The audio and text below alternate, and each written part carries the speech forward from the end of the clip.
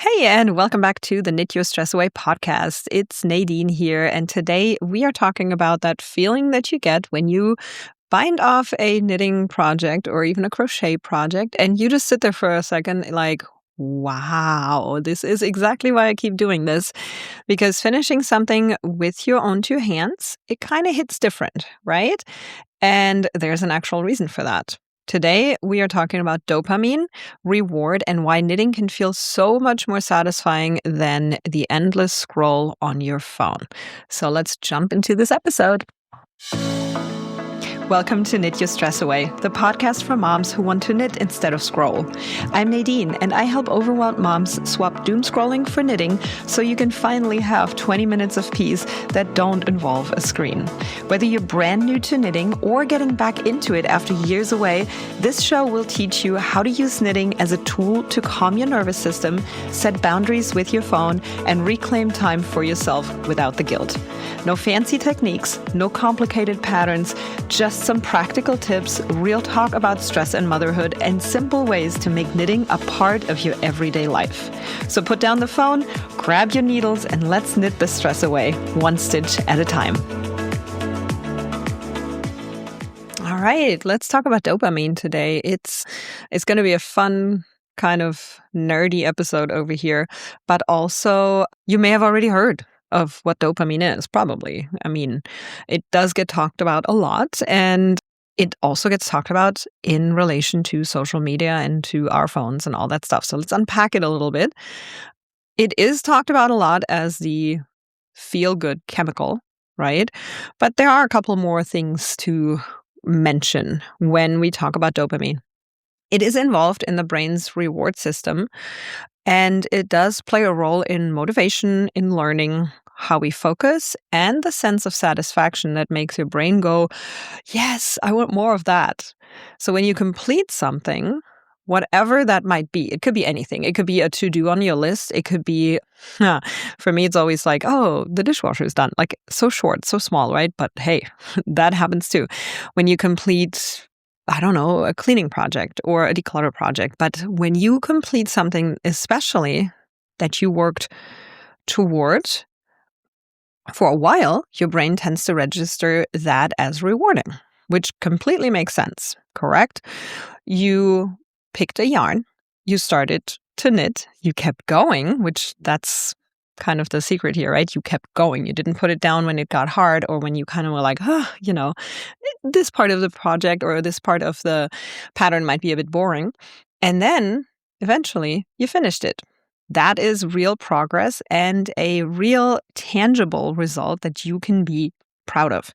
And once again, this could have a lot of faces. This could be lots of different things. I also feel this way when I finish a book. Sometimes I also feel that way when I finish a book because I'm looking forward to the next book. But I certainly feel this way when I have cleaned a room in my house that took me like an hour or half an hour or whatever. And I look at it and I'm like, this feels so good. And as much as I don't like the cleaning process, that dopamine hit at the end is always worth it. So it makes the process itself just a little bit more enjoyable. Let's compare this whole thing to scrolling. Scrolling can also tap into the reward pathways in your brain because it does give you this constant novelty and unpredictable little hits of interest. When you scroll, you don't know what's coming, but you also get maybe a like or maybe a comment. And, all that just kind of keeps you on your toes. It keeps you going. That type of reward pattern is part of what makes it so hard to put the phone down. Because there's always something new, and it does give you the same chemical in your brain. But the difference here is when you stop scrolling, you usually do not feel that deep satisfaction. You feel possibly, maybe a little gross, depending on what you saw in there. You might feel upset by, I don't know, the news. Hello. You might feel numb.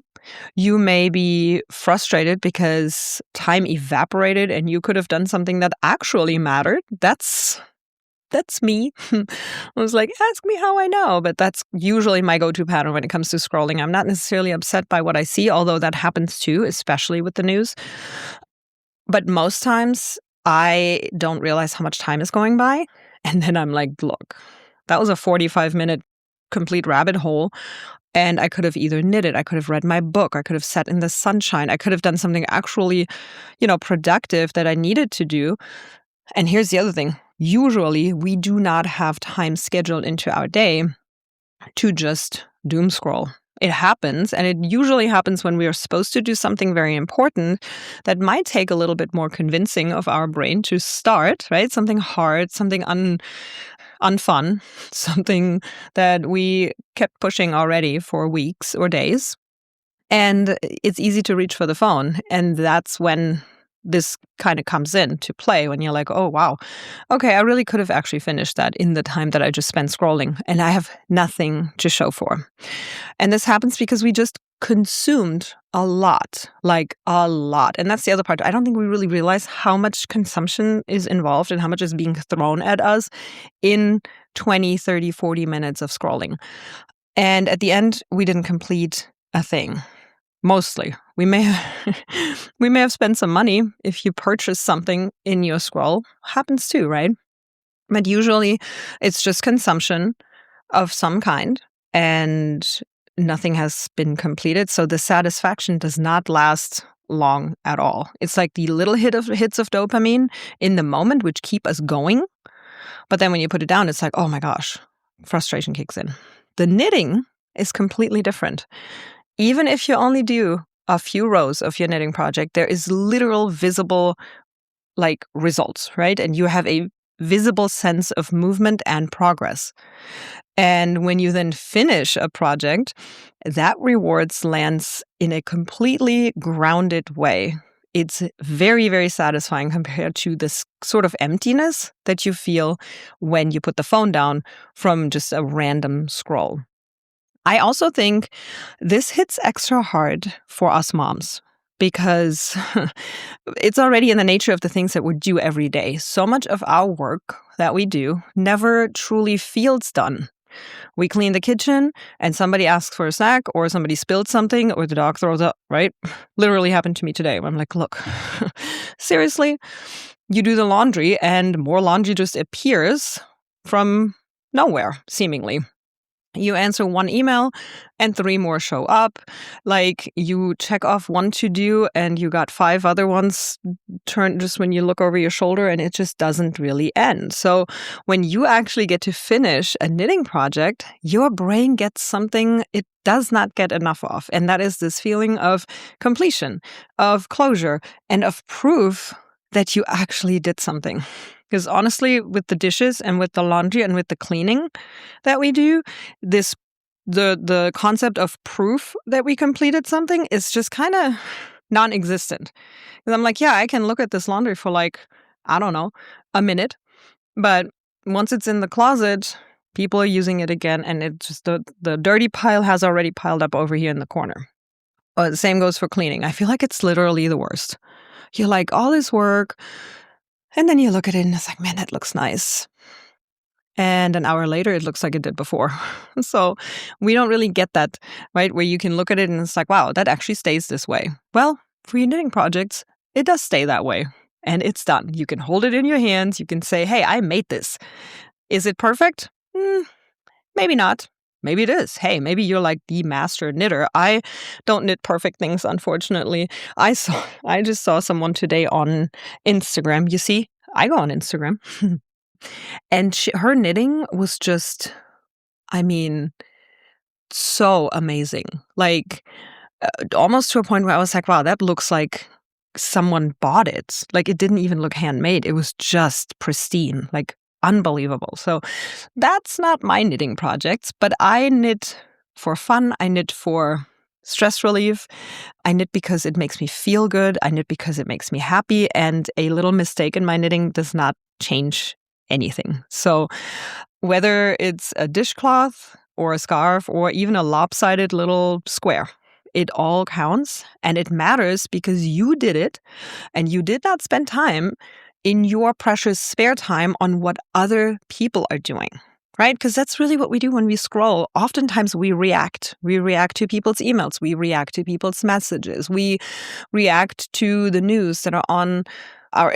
Really, I feel like everyone is consuming social media for news these days, mostly, versus like the actual news channels or newspapers. Holy moly. I haven't touched one of those in forever. But the whole point being, you're on someone else's timeline and schedule when you do all of those things versus sit down with your book or with your knitting or with your crocheting or with whatever project you're working on. On this podcast, obviously, we fill this time with knitting, but you spend your precious time, which you don't have a lot of, on something you did because it matters to you.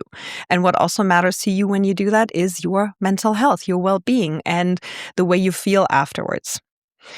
So, how do you use this dopamine and reward thing in a very helpful way? Let me walk you through a couple of ways to do that. Number one, choose really small wins. Don't start with like a year-long blanket project if you want to, have momentum. Pick something that you can finish in just a few weeks. I think you'll get that dopamine hit a lot faster.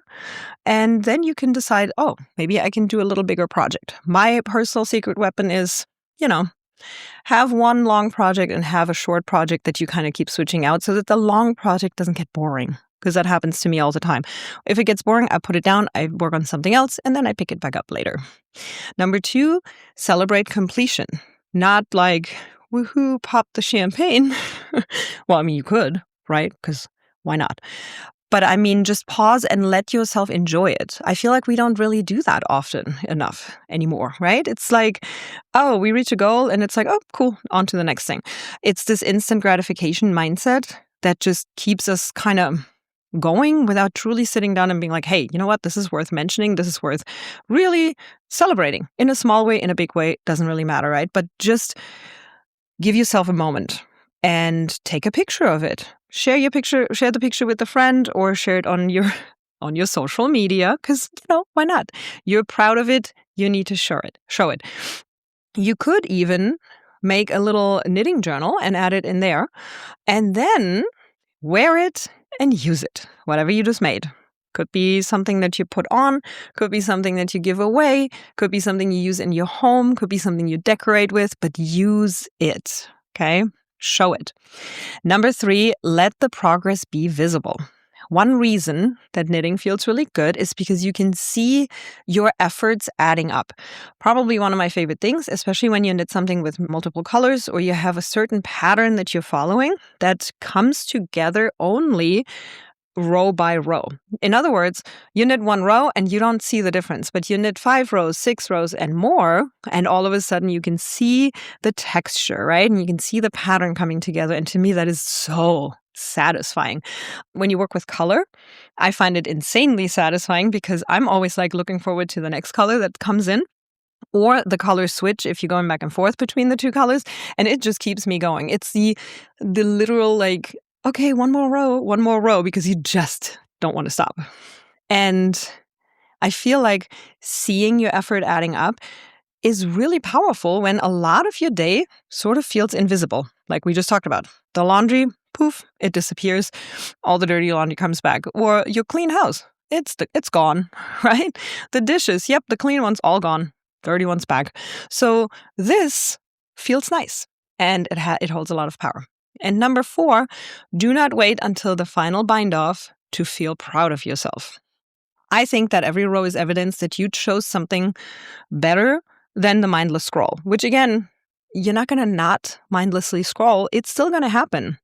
But I think if you are aware of all of these things that we talk about here on the podcast, that you have a much better chance at intentionally choosing your knitting project over your phone.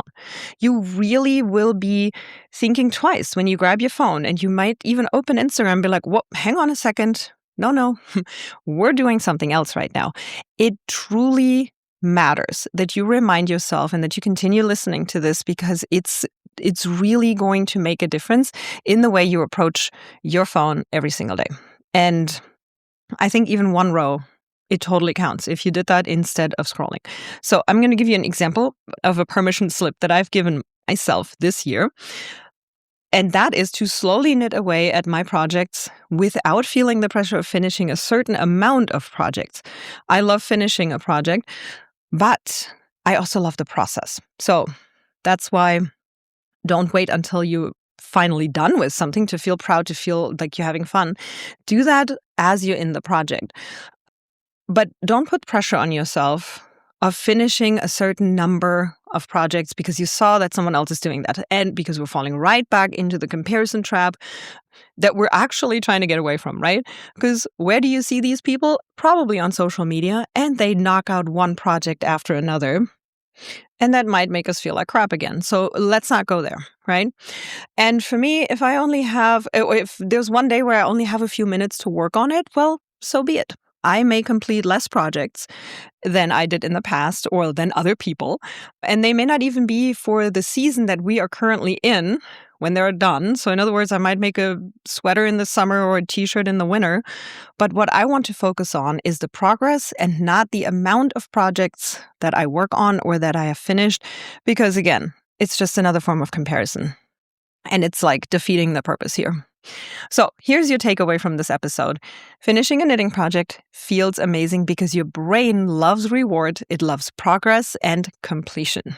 And knitting gives you all three in a way that scrolling usually doesn't, which is why knitting is something that will give your nervous system something steadier and your brain something much more satisfying, and your evenings will get something that actually feels good when it's over versus the old scroll and then you can't sleep. We talked about this in the last episode 115, if you want to go and catch that, if you haven't yet.